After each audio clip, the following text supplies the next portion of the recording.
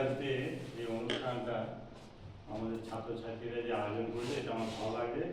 আজকে এই অনুষ্ঠানে উপস্থিত আমাদের বিভাগীয় প্রধান আমাদের ম্যাডাম, প্রিয় ম্যাডাম ডক্টর পুষ্পিতা সেনগুপ্ত, আমাদের স্যার ডক্টর অরিন্দম সরকার, ডক্টর জয়ন্ত মণ্ডল, আর আমার প্রিয় ছাত্রছাত্রী। আমরা প্রিয় নই,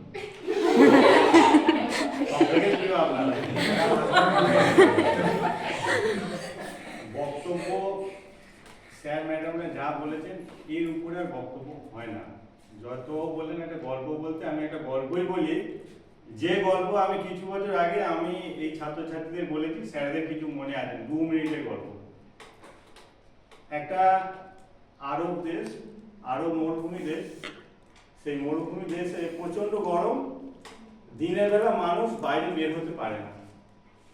ওরা বাজার দোকান মার্কেটিং এসব করার জন্য সন্ধ্যার পর বাইরে বেরোয়।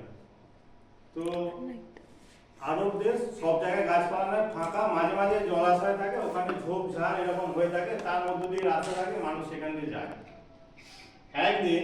আর ওখানে এরকম সিস্টেম আছে যে ডাকাতি হয় বলে মানুষ ও একা একা যায় না, 20-25 জন এক জায়গায় জড়ো হলো, হয়ে তারা ওই জঙ্গল পার হয় ওই রাস্তা দিয়ে, ঠিক আছে?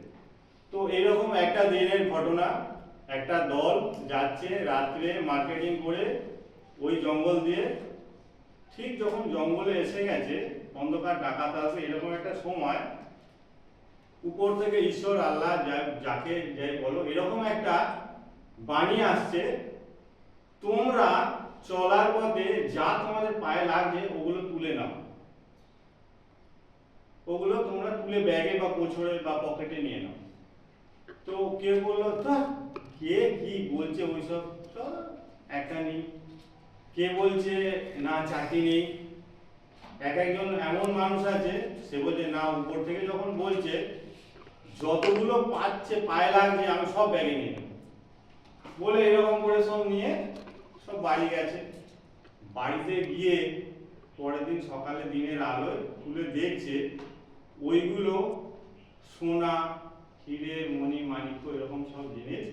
যে প্রচুর নিয়েছে সে প্রচুর বড় লোক হয়েছে, যে অল্প নিয়েছে অল্প হয়েছে, যে ওই একটা ক্যাজুয়ালি নিয়েছে, 1 পিস নিয়েছে, সে ওই 1 পিসেরই মালিক হয়েছে।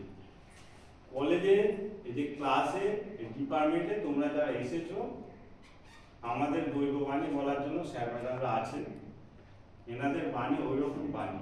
যে বেশি বেশি নেবে, যে সুন্দর করে নেবে, যে মন দিয়ে নেবে, যে ভক্তি দিয়ে নেবে, সে কিন্তু জায়গায় পৌঁছে যাবে। আর যে ক্যাজুয়ালি নেবে সে কিন্তু ক্যাজুয়ালি থাকবে।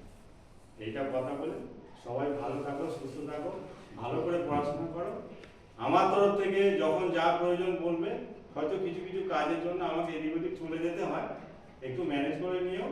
আমিও চেষ্টা করবো তোমাদের যতটা যা সম্ভব করে দেওয়া, ঠিক আছে? এই বলে সবাইকে আমার ভালোবাসা জানিয়ে, স্যারদের বড়দের আমার শুভেচ্ছা জানিয়ে আমার কথা শেষ।